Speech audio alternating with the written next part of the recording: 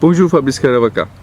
Merci d'avoir accepté cette petite interview. Nous sommes au Festival de Poésie de Sète, édition 2022. Donc, tu es un poète, éditeur. Bonjour Réa. Alors, moi j'ai 45 ans maintenant. Ça fait 15 ans que j'anime une maison d'édition qui s'appelle Dernier Télégramme. Et puis j'ai un parcours assez classique. Après, je viens de milieu rural, plutôt populaire, et j'ai fait un peu d'études, lettres modernes. Après quelques années, sans trop de choses, de la lecture, des choses comme ça, et ensuite une formation au métier du livre qui m'a amené à rencontrer des gens, et puis l'envie aussi de passer à l'édition. Et c'était aussi un moyen de rencontrer les auteurs et d'apprendre auprès d'eux. Tu as commencé à écrire à quand? À moi, à écrire, il y a longtemps, mais à écrire vraiment, et en pensant que possiblement en travaillant, ça pourrait devenir quelque chose de montrable à partir d'une 22-23 ans peut-être, quoi. Après, j'écrivais avant, mais des choses qu'on garde. Premier poème, premier recueil publié. Premier recueil publié, alors je sais plus l'année, mais ça remonte déjà à plus de 10 ans, c'est sûr. Morcellement de je ne sais quoi de coloré aux éditions de l'Agneau. Voilà. C'est un petit texte, comme j'ai fait souvent après, c'est un texte qui est composé de fragments en prose poétique, pour faire simple. Les auteurs qui t'ont marqué, qui t'ont inspiré? Alors, effectivement, il y en a plein, mais peut-être d'abord Jacques Kerouac, que j'ai beaucoup lu, travaillé dessus, et autour. Les auteurs de la Beat Generation en général, mais aussi des auteurs, je pense à Rimbaud, des auteurs français comme ça, peut-être anciens, mais qui sont importants quand même pour moi. Mais ensuite, il y a tout un tas de gens récents, et avec qui j'ai travaillé ensuite avec la maison d'édition notamment, mais comme Serge P, Lucien Suel ou Jean-Luc Parent.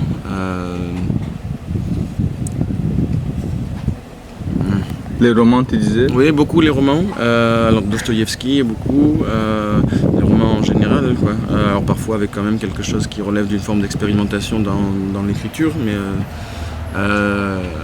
maintenant je lis beaucoup moins de romans, mais plus de poésie et d'écrits, on va dire, de recherche. Comment tu écris, construis, crées tes poèmes? Est-ce que tu as une approche poétique? Je pense qu'il y a une approche poétique, mais à laquelle je ne réfléchis pas directement. Souvent on dit que je suis poète, je préfère dire que je suis auteur, quoi. Et, parce qu'évidemment, définir ce que c'est que la poésie, c'est très compliqué, puisque chacun, au final, peut donner une définition de ces choses-là. On n'est pas obligé d'avoir une approche poétique non plus, mais par exemple, Serge P dit je suis je fais de poésie d'action, par exemple. Voilà, je suis un performeur, par exemple, ou je suis plus proche. Je dis je suis éventuellement un auteur, mais parce que ce que j'écris, on peut ressembler à de la poésie, mais ça pourrait parfois aussi, il y a une partie du travail qui pourrait se classer dans d'autres... tout ce travail de prose poétique, entre guillemets, il y a quand même aussi des formes de trames narratives qui apparaissent ou des choses comme ça. Donc, il n'y a pas de limite. Non, et puis je préfère qu'on dise à la limite qu'on est en train de faire de la littérature contemporaine ou quelque chose comme ça. Comment tu construis tes poèmes?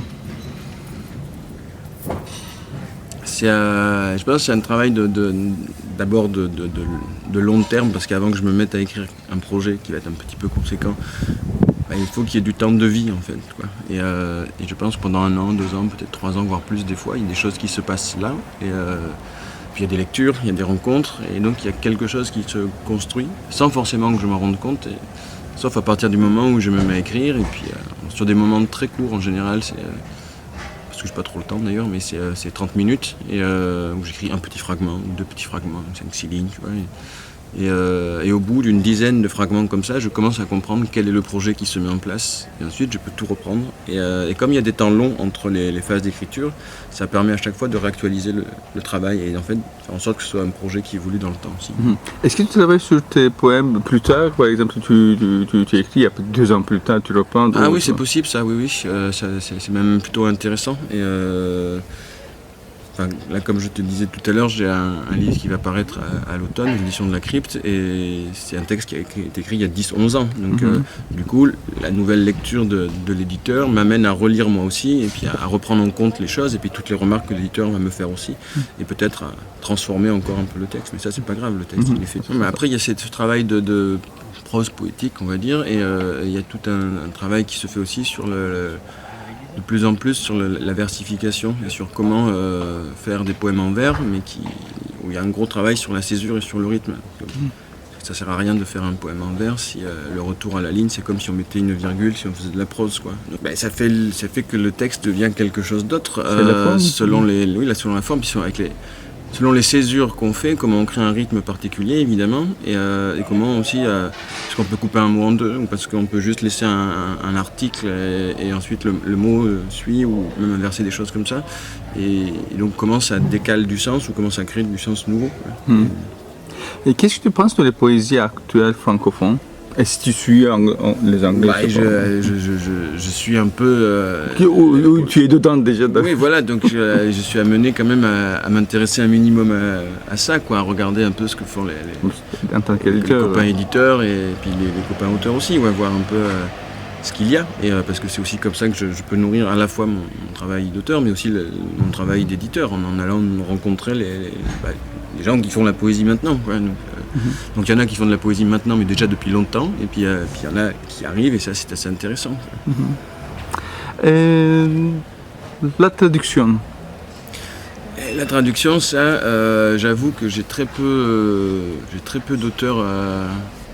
J'ai quelques auteurs étrangers, mais il y a un auteur, c'est Bartolomé Ferrando, qui a été traduit par Serge Pey, mais j'avais l'habitude de travailler avec Serge, donc il y a un très beau recueil qui s'appelle Solitude magnétique de Bartolomé. Après, un travail de l'italien de Giovanni Fontana. Là, le travail de traduction était particulièrement intéressant parce qu'il y a toute une recherche sur le son et donc des italianismes, et donc comment on traduit ça en français pour restituer vraiment parfaitement cette idée-là. Un américain, c'est Jack Michelin,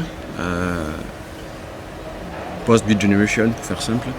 Et il me semble que j'ai. Et puis là, en septembre, c'est une colombienne qui va paraître, mais traduite aussi par un des auteurs, Stéphane Chaumet, avec qui j'avais déjà travaillé. Donc, en l'occurrence, là, il y a deux auteurs où c'est des auteurs déjà du catalogue qui amènent quelque chose, mais ça, c'est très bien aussi. C'est quel Colombien? Maria Paz Guerrero, qui travaille en Espagne, à Saragosse en ce moment. Est-ce que tu peux nous parler de ta maison d'édition, Dernier Télégramme? Quand vous avez construit, pourquoi ce nom, ça vient d'où? Et quel type de livre vous publiez? Comment vous choisissez vos textes et vos auteurs? Il y a des choses qui sont assez faciles à expliquer, d'autres un peu plus compliquées, mais ça a été créé en 2005. Le premier livre a paru, lui, en 2006, mars 2006. Au départ, il y avait juste 1-2 livres par an. Et petit à petit, c'est devenu... Au début, j'avais le projet aussi que ce soit... qu'il y ait des liens avec la musique ou des choses comme ça. Une asso peut-être plus ouverte, même si ça reste... Parce que c'est une association, là, c'est une forme associative, voilà, c'est le statut légal. Mais... puis petit à petit, c'est vraiment devenu une maison d'édition, alors qui très rapidement a organisé des événements aussi, des lectures avec les auteurs. Et cet aspect-là est assez important quand même dans le travail, l'oralité, la performance, parce que la plupart des auteurs que j'ai rencontrés et avec qui je travaille sont des auteurs qui font des rencontres publiques, qui interviennent avec le milieu scolaire, en prison, et qui ont un travail de monstration de leur texte qui passe par quelque chose devant le public. Est-ce que la poésie est un besoin, une nécessité pour les gens, pour les autres? Ça, je ne sais pas. Et pour moi, je dirais que c'est la littérature, quoi. Mais au l'art, carrément. Voilà, tu vois que la poésie, c'est même la culture, peut-être en général, même si c'est des grands mots, quoi. Mais après, la poésie, ça peut être aussi, ça peut être tellement de choses, quoi. Qu'est-ce qu'on met derrière ce mot? Je suis sûr que même toi et moi, si on discute, on verra qu'on a peut-être des points de vue de divergence ou pas tout à fait le même avis sur ce que c'est ou ce que doit la poésie. Voilà. Et, justement, je dirais que la poésie, elle se doit d'exister, que c'est tout, et qu'il y a du coup il y a des gens qui la font exister, et ensuite comment ils la vivent au quotidien et comment ils la montrent, ça c'est chacun est assez libre de faire ça, mais je crois que ça peut en tout cas donner c'est pas donner un sens, mais donner du sens à une existence à un moment ou à un autre, quoi. Mais je sais que pour moi c'est important, vu que je fais ça et je passe mon temps à travailler là-dessus. Donc, mais en quoi, à un moment, ça peut intervenir dans la vie des gens qui a une partie de la population qui n'a pas accès à ça véritablement. La question c'est comment on arrive à rendre ça, quand la rencontre peut se faire. Et donc il y aurait un travail, même si j'aime pas ce mot, de pédagogie à mettre en place, mais qui est en capacité de le faire, quoi, je sais pas. Comment on peut investir ou réinvestir l'espace public, ou des choses comme ça, ou comment on va en milieu scolaire éventuellement. Moi je sais que là depuis quelques années, 4 ans, 5 ans, je travaille à l'école d'art, et souvent les étudiants que je rencontre en première année, les étudiantes, ils ne savent même pas qu'il y a des gens qui font de la poésie encore maintenant, quoi. Tu viens à Sète depuis assez longtemps, je crois. Depuis quelques années, oui. Est-ce que tu peux donner tes impressions, qu'est-ce que tu penses sur ce festival? Pour moi c'est bien parce qu'on est à Sète déjà, c'est une ville qui est plutôt agréable. Ensuite, c'est comme souvent les salons et les festivals, des moments pour retrouver d'autres éditeurs, d'autres auteurs, des gens avec qui c'est des moments de rencontre, c'est ça qu'il faut, des moments aussi où on peut faire la fête avec les copains, et puis c'est l'occasion, comme chaque salon aussi, de découvrir des textes, et là encore plus normalement, si tout se passe bien, des textes d'auteurs de pays que nous on fréquente peu au final, quoi. En France on a un déficit justement en traduction, et alors, sur les pays de la Méditerranée pas tant que ça, mais par exemple, les pays de l'Est, qui c'est qui traduit la poésie des pays de l'Est, par exemple, même la littérature des pays de l'Est. Donc, mais sinon, c'est dire qu'il y a la possibilité de rencontrer des gens. Au moins. Voilà, c'est ça qui est le plus important peut-être.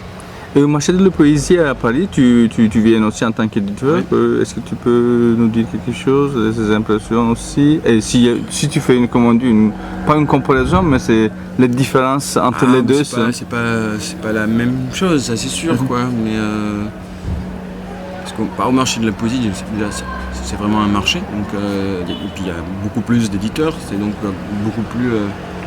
La dernière fois, c'est 500 éditeurs, je crois, non? Oui, c'est assez énorme, quoi. Donc c'est pas mal pour, même si on n'a pas le temps de voir tout le monde, pour se faire une idée une fois par an de où on en est un peu, quoi. Donc c'est assez rigolo. Puis il y a aussi des lectures, des débats. Et après, quand on est éditeur et puis moi je suis tout seul, quoi. Donc quand on est sur son stand, malheureusement, on est censé y rester un peu pour rencontrer les potentiels lecteurs, et donc on n'a pas trop le temps au final de se rendre forcément compte de l'ambiance générale et puis d'assister à toutes les lectures, quoi. Merci beaucoup. Merci beaucoup à toi. L'homme sans plume n'a pas de plume et vole sans fin parce qu'il fait taire la pesanteur. L'homme sans plume réveille les rêves et contemple ses bras comme deux aiguilles qui brisent le silence. L'homme sans plume est une histoire que les enfants se racontent pour se rassurer d'avoir peur des nuages. L'homme sans plume ne cesse de parler parce qu'il sait qu'il est déjà mort. L'homme sans plume est aussi une histoire que se racontent les enfants pour se rassasier de leur peur des nuages. L'homme sans plume change de nom plusieurs fois par jour avant de commencer encore de s'appeler l'homme sans plume. L'homme sans plume est beau dans l'immobilité du ciel. L'homme sans plume est dans le ciel, en même temps qu'il invente des mots d'avant toutes les bouches. L'homme sans plume ne ressemble pas au bonhomme hiver, ni au Père Noël, ni à l'oiseau qui défèque. Il est l'homme sans plume.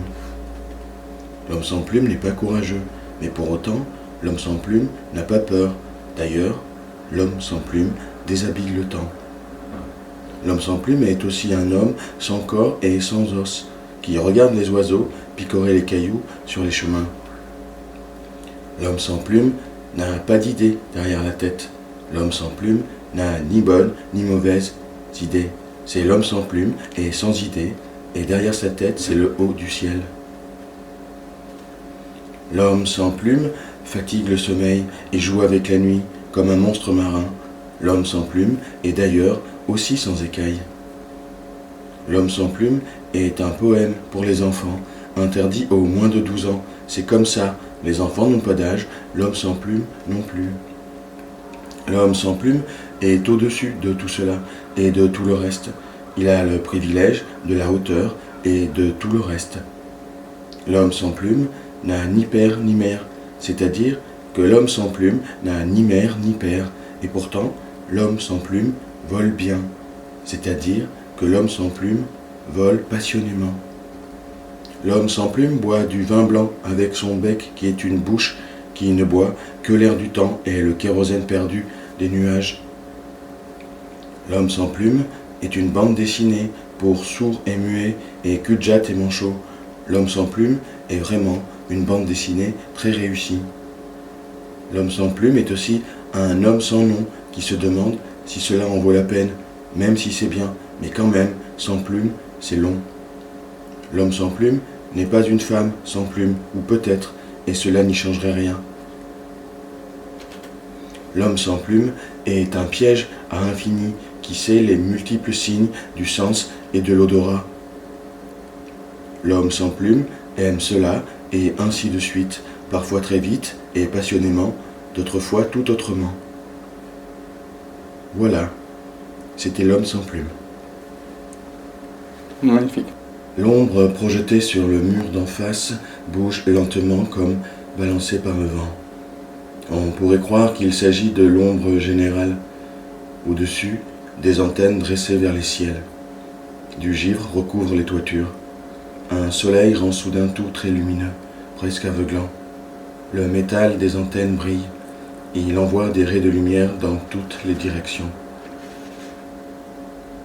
Le bruit s'est métamorphosé pour ne ressembler à aucun son, comme s'il n'y avait plus que le blanc pour parcourir les derniers ensembles du possible. Ce blanc qui tient de l'invisible, qui ne se parcourt pas. Le vent, par rafale, balaie et caresse le vide alentour. Le vent devenu blanc comme une dernière présence, ultime manifestation d'un réel vidé de lui-même. Les ventres de la terre grouillent de formes infimes qui éclatent et s'éclaboussent et périssent. L'écho de la nuit perdue gronde comme une menace sourde qui n'inquiète pas. Tout est presque immobile, pour le moins très lent. Les incendies se consument d'eux-mêmes sur place. Après l'orage sec, des bras de métal sentent encore le roussi. Sur les toits, les bouts d'antennes touchent l'air et somnolent. Il n'y a plus de messages. Une journée se prolonge comme si elle ne devait pas avoir de fin. Le temps s'assoupit et prend désormais sa part de repos. Les paysages ne changent pas. Des oiseaux peuvent les traverser. Les oiseaux n'ont plus de nom. Ont-ils seulement encore un chant? Solitude calme de la grande cage. Les murs de cendres n'osent s'effondrer. Derrière le rougeoiement des soleils, de grandes constructions cachent de grandes constructions. D'intenses lumières blanches sillonnent des passages qui sont autant d'aires de repos. La galaxie entière semble s'être repliée sur elle-même. Les trous noirs sont des escaliers qui ne trouvent plus le sens. Les marches prises par le gel brillent intensément. Les clôtures de barbelés forment de grandes lignes parallèles, à perte de vue. Elles finissent par se croiser et s'entremêlent dans des étreintes froides. Le silence glisse entre les fils de métal et émet un gentil et lugubre sifflement. Le son s'apaise à la rencontre des piquets. La musique d'un dernier battement de peau. La peau du vide qui se tend et se détend au rythme d'une nouvelle et lente et insoupçonnée respiration. Le souffle blanc du vide qui forme sa propre respiration. Merci beaucoup Fabrice.